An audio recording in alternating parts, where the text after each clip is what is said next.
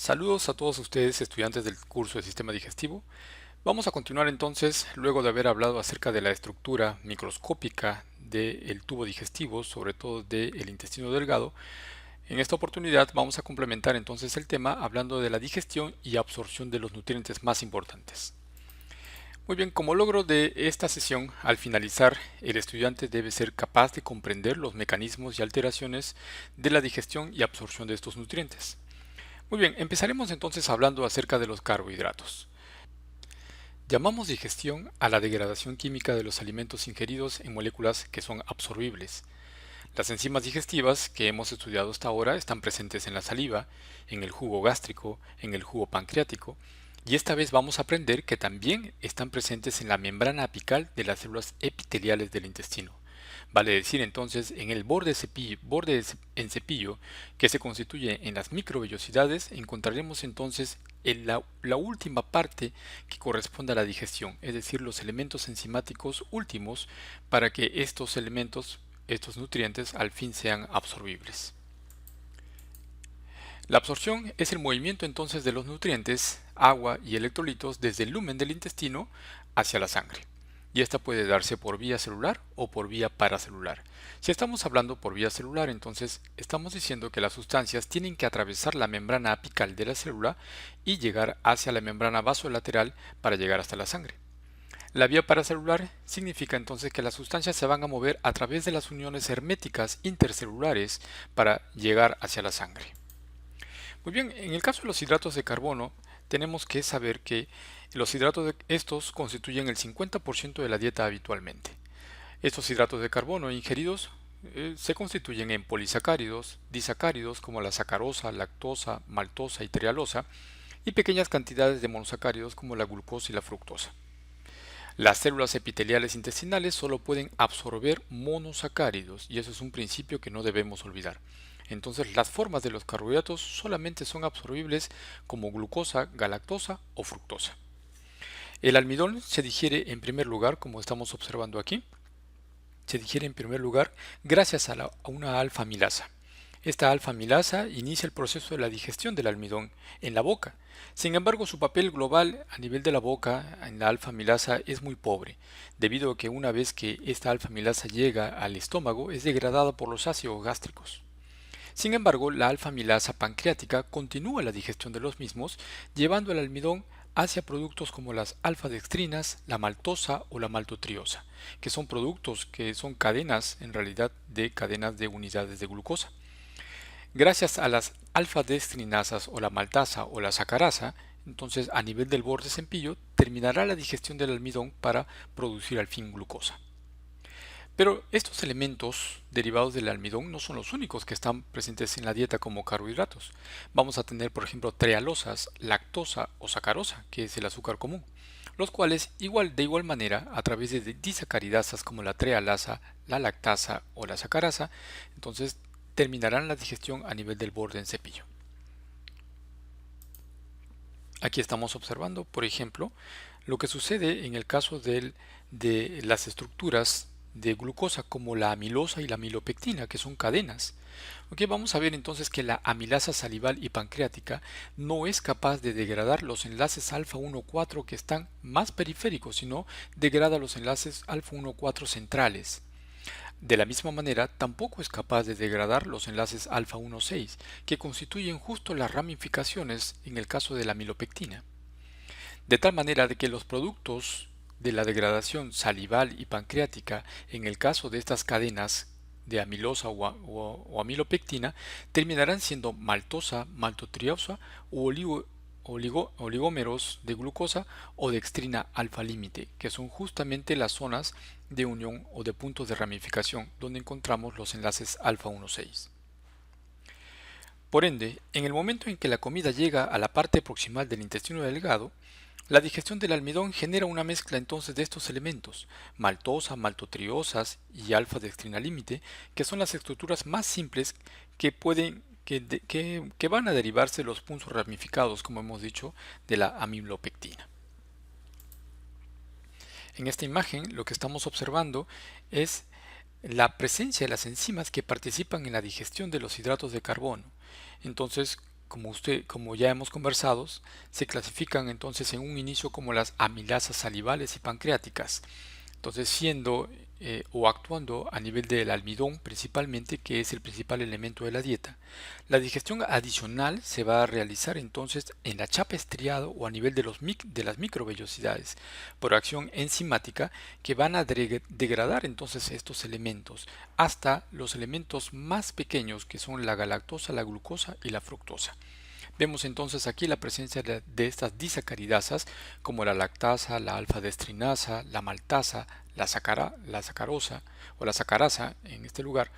Y vemos aquí en amarillo, por ejemplo, los círculos en amarillo, que son los medios o los transportadores que van a utilizar estos elementos para ingresar desde la membrana apical al intracelular. ¿Okay? Entonces, en este caso, lo que estamos viendo son los transportadores dependientes de sodio. Vemos el sodio que está adherido, transportadores dependientes de sodio llamados SGLT1. Entonces, vamos a ver cómo los elementos como la glucosa y la galactosa, ¿okay? Una vez que son degradados por estas disacaridasas, ingresan a través de la membrana apical a través de estos transportadores SGLT1 dependientes de sodio. Y estos pueden ingresar incluso, pueden llevar glucosa o galactosa en contra de la gradiente de concentración. Y no lo hacen en realidad gastando energía, sino lo hacen gracias a una gradiente de concentración o a una diferencia de concentración en el sodio generado por la bomba, siempre por la bomba sodio-potasio ATPasa, ubicado como siempre en todas las células en la membrana vasolateral. En el caso de la sacarosa, sabemos que la sacarosa, sus componentes son glucosa y fructosa. La glucosa ingresará entonces a través de este transportador SGLT1, igual que el resto. Sin embargo, la fructosa puede ingresar o va a ingresar a través de un transportador independiente de sodio. Es decir, no depende, no depende del sodio, sino su ingreso depende de la gradiente de concentración. O sea, va de un sitio de mayor a menor concentración.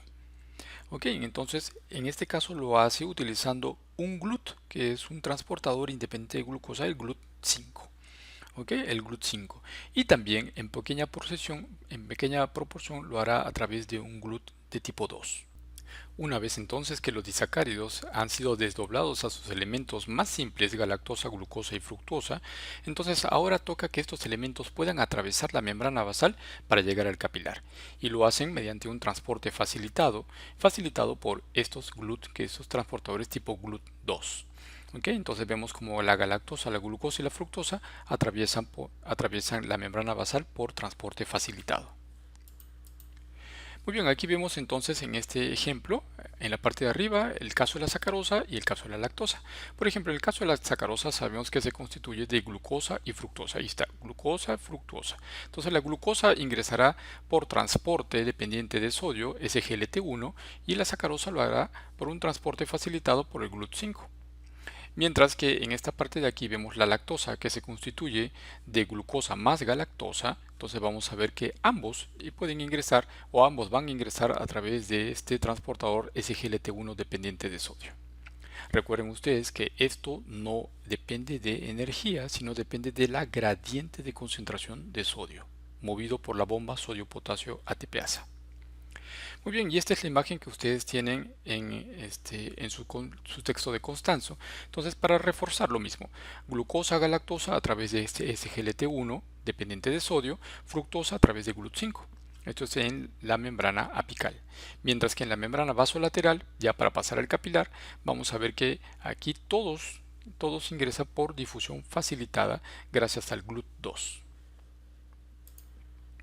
Muy bien, un trastorno muy frecuente entonces para comentar es la que se presenta en algunos infantes y en gran porcentaje de los adultos, en las cuales se presenta la intolerancia a los productos lácteos, ¿okay? Debido a la ausencia de una enzima que es la lactasa, que es la disacaridasa, es una disacaridasa que divide la lactosa en galactosa y glucosa, que son sus elementos. Si estas personas, por ejemplo, ingieren leche, van a sufrir de distensión abdominal por gas producido por el efecto de las bacterias ante este elemento que no ha sido degradado totalmente, la lactosa. Entonces se produce el gas, ácidos orgánicos, agua. Entonces el paciente va a sufrir de dolor abdominal, diarreas, flatulencia, vómitos. ¿Y cómo se evita este problema? Entonces, de manera simple, es limitar en la dieta la ingesta de elementos lácteos, o si no, ingerir, por ejemplo, algunas tabletas de lactasa que contienen justamente esta enzima, la lactasa, para la digestión de estos elementos, ¿no? De la lactosa. Hablaremos ahora acerca de la digestión y absorción de las proteínas. Como habíamos visto entonces a lo largo del curso, a nivel del estómago se va a iniciar entonces la digestión de las proteínas, y eso gracias a que este pH bajo o pH ácido hace posible que la célula principal, mediante su secreción de pepsinógeno, se transforme este elemento a pepsina. Entonces, una vez que se da la pepsina, se inicia entonces la digestión de las proteínas en el estómago. A nivel del intestino delgado, es la parte más importante para la digestión de las proteínas gracias a la producción enzimática del páncreas. Pero hemos visto que estas enzimas pancreáticas están inactivas o son zimógenos. Gracias entonces a la activación de la enterocinasa, que hace posible el paso de tripsinógeno a tripsina, entonces se produce a manera de cascada la activación de todos los elementos proenzimáticos. De tal manera que al final vamos a tener 5 elementos o 5 proteasas, de las cuales 3 son endopeptidasas y 2 son exopeptidasas.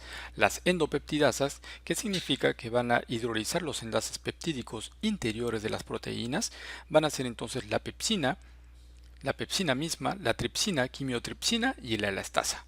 Mientras que las exopeptidasas, que hidrolizan un aminoácido a la vez desde los extremos C-terminal de las proteínas y los péptidos, estas van a ser la carboxipeptidasa A y B. La digestión proteica entonces continúa en el intestino delgado con las acciones combinadas de estas proteasas pancreáticas y del borde en cepillo. 5 proteasas pancreáticas, al final, se secretan desde estos elementos inactivos del páncreas. Muy bien, aquí en esta imagen estamos observando justamente el borde en cepillo y vemos la presencia de esta enterocinasa, que se activa gracias al contacto del quimo en el duodeno. Entonces, al activarse la enterocinasa, hace posible que el tripsinógeno pase a tripsina. Y esta tripsina entonces haga posible la activación de todos estos elementos zimógenos a elementos enzimáticos activos. Aquí en este gráfico lo que estamos observando justamente es el resumen, cómo es que a nivel del estómago lo que se va a producir gracias a la pepsina es oligopéptidos y aminoácidos, producto de la digestión inicial. A nivel del intestino delgado, entonces, los elementos proteicos que lleguen y todo el resto de elementos que lleguen, gracias a estas enzimas ya activas, van a degradar las mismas en aminoácidos, dipéptidos y tripéptidos. ¿Ok? O en todo caso a oligopéptidos. Entonces, la digestión de las proteínas tiene que llegar hasta aminoácidos, dipéptidos o tripéptidos para que se produzca la absorción.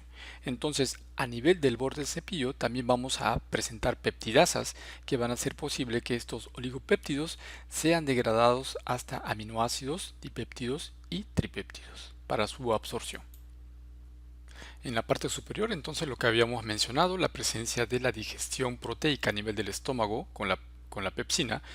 Luego se produce la digestión a nivel del lumen intestinal gracias a las proteasas pancreáticas, que lo que va a llevar es a la producción de oligopéptidos, refiriéndonos a ellos a péptidos pequeños de 2 a 3 aminoácidos, y tenemos estos aminoácidos libres, que pueden ser de diferentes tipos: neutros, básicos, ácidos o iminoaminoácidos. Ok, entonces, y aquí tenemos el borde en cepillo o chapa estriada, en la cual vamos a ver cómo se transportan en la membrana apical, cómo se transportan estos aminoácidos libres o estos oligopéptidos. En el caso de los aminoácidos libres, vamos a ver que existen 4 cotransportadores dependientes de sodio. Mientras que en el caso de los oligopéptidos, vamos a ver que existen cotransportadores con protón, con ion hidrógeno, refiriéndonos entonces al cotransportador de tipo PEPT1. PEPT1, aquí está. ¿Ok? Una vez que ingresan entonces al citoplasma o al citosol de la célula, vamos a ver cómo la mayor parte de los oligopéptidos de 2 a 13 aminoácidos, gracias a peptidasas citoplasmáticas, van a pasar a ser aminoácidos libres también. De tal manera de que la gran proporción de todas las proteínas pasan como aminoácidos y lo hacen por transporte facilitado, ¿ok? Transporte facilitado a nivel de la membrana vasolateral. Mientras que una pequeña proporción todavía puede pasar como oligopéptido de 2 o 3 aminoácidos. Ok, aquí estamos viendo el gráfico del texto de Costanzo, en la cual vemos cómo efectivamente los aminoácidos pasan con un cotransportador con sodio, ok, generado por la misma gradiente, igual que en el caso de los carbohidratos, ¿cierto? De los carbohidratos simples. Y vemos aquí cómo los dipéptidos y tripéptidos pasan gracias a un cotransportador con hidrógeno. Ok, entonces vamos a ver en la siguiente imagen cómo se genera entonces esta gradiente para que pase el hidrógeno. Muy bien, entonces dentro, gracias a las peptidasas citosólicas o intracelulares, una gran proporción de estos oligopéptidos pasa a ser aminoácido también. De tal manera que al final estos se transportan por la membrana vasolateral mediante difusión facilitada y una muy pequeña proporción pasan como tales, dipéptidos y tripéptidos a la circulación sanguínea, a la circulación portal, en realidad hacia el hígado. Muy bien, en esta imagen justamente lo que les comentaba, estamos viendo aquí, ¿no? Este elemento que es un intercambiador de sodio e hidrógeno que se encuentra en la membrana apical, que hace posible entonces de que se genere el ingreso de hidrógeno y a la vez, o sea, como cotransporte con los dipéptidos y tripéptidos a través de este cotransportador PEPT1. Entonces, que genera el ingreso de hidrógeno también.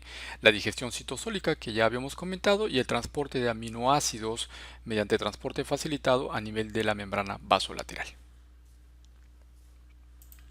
Algunas alteraciones entonces que debemos tener en cuenta, que ya hemos mencionado incluso como parte de la alteración de la digestión proteica, tendrán que ver entonces con la alteración de la secreción enzimática en el caso del páncreas, de los ácidos pancreáticos, en el caso de la fibrosis quística, por ejemplo, en la cual hemos visto que se produce por alteración de este canal de conductancia de cloro llamado el CFTR, ¿no? Relacionado a la fibrosis quística, que no solamente afecta al páncreas, sino afecta también otras estructuras, principalmente el pulmón.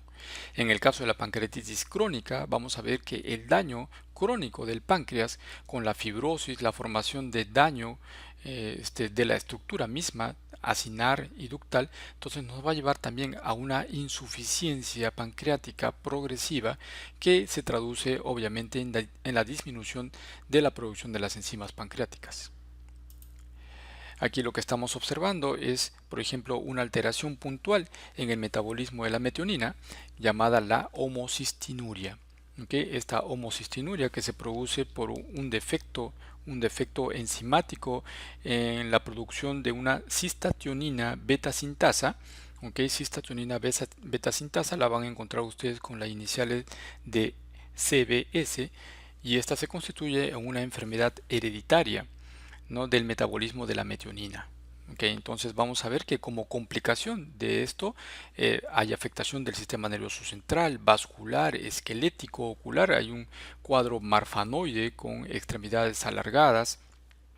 Okay, incluso puede haber trastornos oculares con trastornos de la retina, del cristalino. Okay, la prevalencia es de 1 a 9 por cada 100.000 habitantes.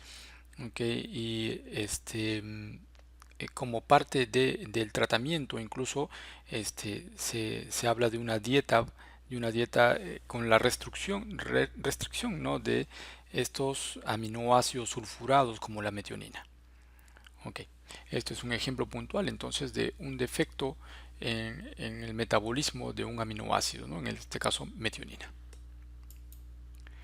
Muy bien, vamos a pasar entonces a hablar acerca de la absorción de los lípidos. Muy bien, los lípidos son sustancias orgánicas, como todos sabemos, que son hidrofóbicas, es decir, no son solubles en el agua, sino son solubles en solventes orgánicos. ¿Okay? Forman una parte importante de casi todas las dietas del ser humano. En primer lugar, son más densos en calorías que las proteínas y los carbohidratos, ¿okay? Lo que aumenta obviamente su contenido nutricional. En segundo lugar, están presentes las vitaminas liposolubles, que son lípidos. Y en tercer lugar, muchos de los compuestos de los cuales depende el sabor y el aroma de los alimentos en realidad son elementos hidrofóbicos volátiles, es decir, son lípidos volátiles, ¿ok? Que se constituyen obviamente en un importante vehículo para hacer que los alimentos tengan un buen sabor y un buen olor. En el caso de la digestión de los lípidos, hay que recordar que tenían gran importancia la presencia de las sales biliares. Ok, las sales biliares primero lo que hacían era el proceso de emulsificación, es decir, fraccionar esa gota grande de grasa en gotículas para que pueda actuar las lipasas principalmente, ok, y lo otro era formar las micelas. Entonces las lipasas lo que van a hacer primero es actuar dentro de las gotículas para poder digerir los elementos grasos dentro de las mismas. Entonces los elementos que vamos a encontrar dentro de las gotículas van a ser los triglicéridos, éster de colesterol y fosfolípidos. Gracias entonces al proceso digestivo, sobre todo pancreático, con las lipasas, hidrolasas de colesterol o fosfolipasas, entonces vamos a tener productos finales como los monoglicéridos, colesterol, lisolecitina y los ácidos grasos. Se produce entonces un fenómeno que llamamos la desesterificación de las grasas. Muy bien, vale mencionar también de que la digestión de los lípidos empieza con las lipasas linguales en la cavidad oral. Entonces, en la saliva recuerden ustedes que también hay unas trazas de lipasas y también vamos a encontrar unas lipasas gástricas. Sin embargo, estos dos elementos son responsables solamente del 10% en el metabolismo de los triglicéridos, formando monoglicéridos y ácidos grasos. Las enzimas más importantes para la digestión de los lípidos las vamos a encontrar en el páncreas. Muy bien, en esta imagen justamente lo que les estaba, para complementar lo que les estaba diciendo, vamos a ver aquí la gotícula, la gotita de grasa o gotícula de grasa que está formado principalmente no por ácidos sino principalmente por sales biliares. ¿Ok? Entonces se ha producido la emulsificación y vamos a ver cómo la lipasa no es capaz de actuar porque se produce un rechazo de las sales biliares formando una interfase que no permite que la lipasa pueda digerir los elementos contenidos en la gotícula. Es necesario la presencia de la colipasa, que es un elemento formado también por el páncreas como procolipasa inicialmente, y tiene que pasar a ser colipasa gracias también a la acción de la tripsina, como el resto de los simógenos del páncreas. Entonces, esta colipasa ahora sí puede unirse a esta gotícula de grasa, se une a las sales biliares y a la vez es capaz de unirse a la lipasa, formando entonces el vínculo mediante el cual la lipasa ahora sí puede digerir los elementos contenidos en estas pequeñas gotículas. Una vez que ingresa el colesterol, por ejemplo, dentro del enterocito, vamos a ver que este colesterol ingresa de la luz intestinal hacia el enterocito a través, por ejemplo, de este transportador NPC1L1. Este colesterol absorbido puede ser objeto incluso de salida del mismo enterocito hacia afuera mediante un flujo de salida a través de una bomba de salida llamado ABCG5, ABCG8 con gasto de energía, o puede ser utilizado por el enterocito mismo este colesterol, o incluso puede ser objeto de montaje, es decir, que puede ser un elemento que se va a transformar dentro de un kilomicrón para su exocitosis del enterocito. Aquí estamos observando cuáles son las fases o cuáles son los pasos entonces que tenemos que recordar. En el capítulo anterior del curso nos quedamos hasta aquí, hasta la formación de las micelas. ¿Ok? Entonces, como parte de la función de las salas biliares, se van a formar estas micelas. Una vez que la lipasa ya actuó en las gotículas, entonces vamos a tener que estos lípidos se han degradado en monoglicéridos, colesterol, vamos a tener lisolecitina, ácidos grasos. ¿Okay? Entonces, estos transportados por las sales biliares la llevan hacia el enterocito. A nivel del enterocito se va a producir como segundo fenómeno la difusión. Entonces, se difunde por diferencias de concentraciones. Entonces tenemos aquí colesterol, monoglicéridos, lisolecitina, ácidos grasos. ¿Okay? Y dentro se produce nuevamente el fenómeno de esterificación. Entonces se esterifican los elementos grasos previamente y luego vamos a obtener nuevamente el colesterol esterificado, los triglicéridos y los fosfolípidos. ¿Okay? Una vez que estos se han formado, vamos a ver que es momento de formar los kilomicrones que que son elementos bastante grandes. Mientras, por ejemplo, una micela tiene una medida de 50 Armstrong, vamos a ver que un kilomicrón tiene aproximadamente una medida pero un peso de 1000 Armstrong y está compuesto principalmente por triglicéridos y colesterol en el centro del kilomicrón, y está rodeado en el 80% de fosfolípidos y 20% de apoproteínas. En este caso, importante la síntesis de apoproteína B.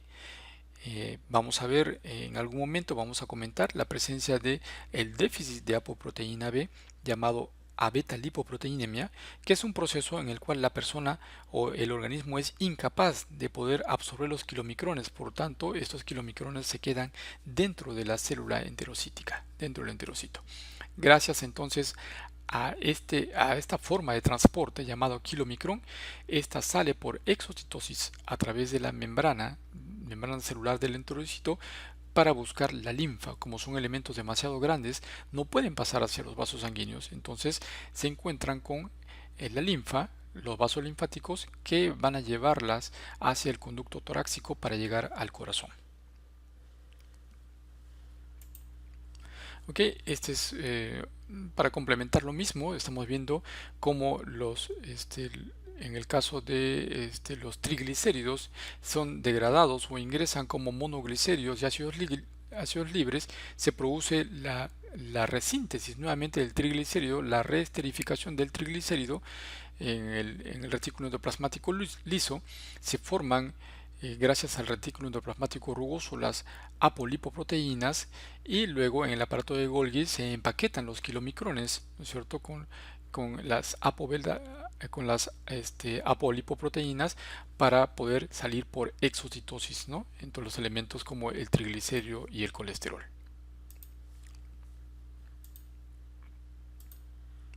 Muy bien, ¿qué alteraciones podemos tener entonces en lo que respecta a la digestión? Y la absorción de los lípidos? La insuficiencia pancreática, por ejemplo, es una circunstancia en la cual podemos describir la fibrosis quística, la pancreatitis crónica, en la cual, como su nombre dice, hay una insuficiencia en la liberación de enzimas pancreáticas como las lipasas, haciendo imposible la digestión adecuada de los lípidos. La acidez del contenido intestinal, como ya hemos visto, por ejemplo, en el síndrome de Zollinger-Ellison, lleva a una sobreproducción de ácido, en las cual el medio que hace incapaz la actuación o la activación de los elementos enzimáticos importantes, en este caso las lipasas. O también se puede dar el fenómeno de incapacidad o insuficiencia del páncreas para formar bicarbonato para hacer frente al contenido ácido del estómago. Otra situación, deficiencia de sales biliares, por ejemplo, no se forman las micelas, por lo cual entonces no hay una buena digestión de los elementos lipídicos o un buen transporte de los lípidos para ser absorbidos a nivel del enterocito. Otra situación en la cual nos lleva a deficiencia de sales biliares puede ser, por ejemplo, una resección ileal, ¿no?, que es justamente donde se van a producir la mayor cantidad de absorción de las sales biliares mediante la circulación enterohepática. La proliferación bacteriana es una circunstancia también interesante porque se desconjugan las sales biliares. Al desconjugarse por estos elementos bacterianos en el intestino delgado, porque han proliferado, entonces estas sales biliares pasan a ser ácidos biliares, es decir, pasan a su forma no ionizada, que es más lipofílica, y se absorbe muy temprano, antes de llegar incluso al ilion distal, de tal manera de que no cumplen la función, formando las micelas sobre todo. Otra circunstancia, disminución de las células epiteliales, disminución de células epiteliales, que son prácticamente es la superficie de absorción en el intestino delgado, en el caso por ejemplo del sprue tropical. O la no síntesis de apoproteínas como la ApoB que habíamos mencionado, no se forman los kilomicrones, entonces se incrementan los lípidos en las células intestinales y no se produce el transporte de estos elementos importantes. Muy bien, en la parte de las vitaminas vamos a ver que las vitaminas liposolubles siguen prácticamente el mismo camino, ¿no?, que la absorción de los lípidos. Entonces tienen que viajar a través de los kilomicrones también, y estas son las vitaminas K, A, la vitamina D y la vitamina E. En el caso de la vitamina D cobra bastante importancia en el metabolismo del calcio. vamos a ver que la vitamina D3 puede producirse de manera endógena o puede producirse o puede obtenerse a través de la dieta sintética. Entonces, a través de la piel y en el contacto con la radiación solar, vamos a ver que se activa una 7-dehidrocolesterol, ¿ok? Que hace posible la formación de vitamina D3 endógena o puede ser absorbida por la dieta. Entonces, tiene que circular a través del hígado y a través del riñón para producirse la hidroxilación. 25 hidroxilación de la D3 y la segunda hidroxilación en posición 1 que hace posible la activación de la vitamina D. Ok, entonces una vez activada esta vitamina D, lo que va a llevar consigo es la producción de una molécula llamada calvindina, la calvindina a nivel del enterocito intestinal que hace posible el ingreso de calcio.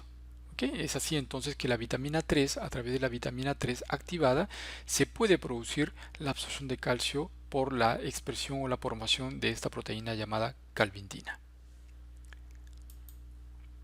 En el caso del hierro, vamos a ver que el hierro se absorbe a través de la membrana apical y este hierro se absorbe como forma de hierro libre, como hierro, aquí lo observamos, o también lo puede hacer como hierro hemo, es decir, el hierro unido a la hemoglobina o a la mioglobina.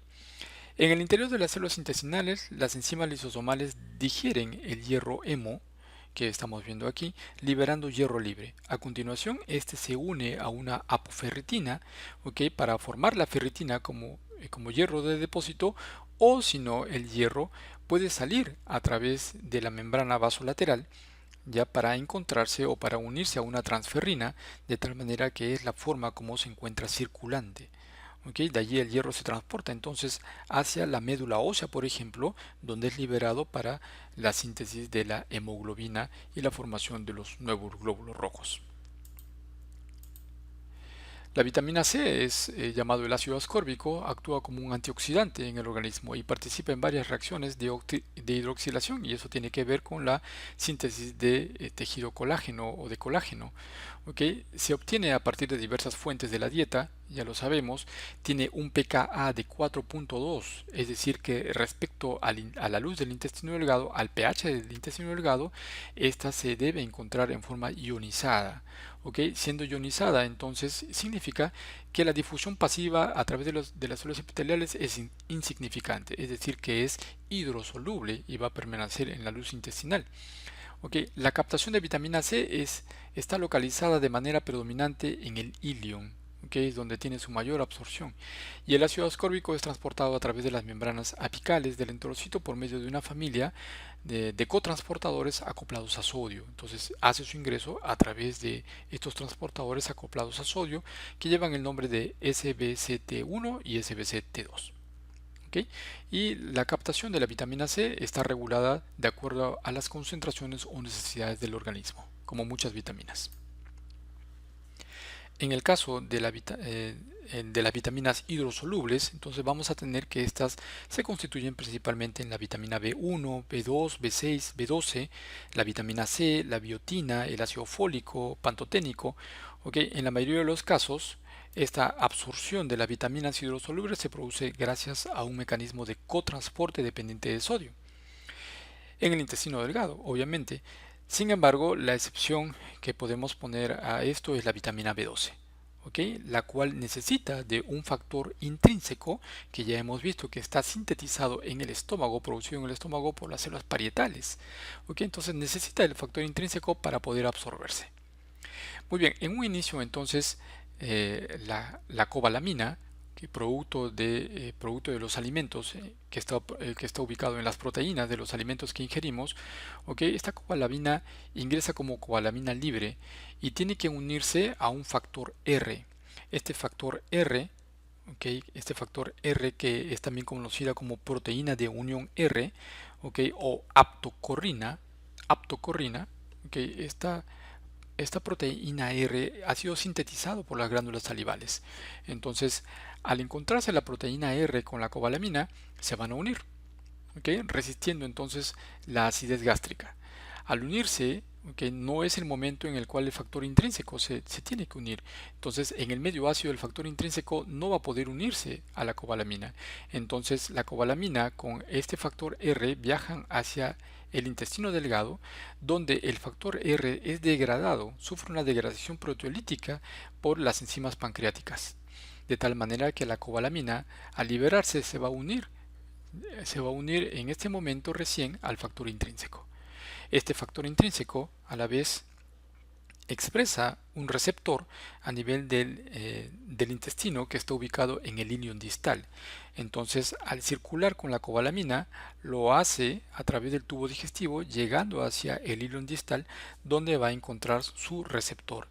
¿Ok? Este receptor para este complejo factor intrínseco cobalamina, que se llama IFCR.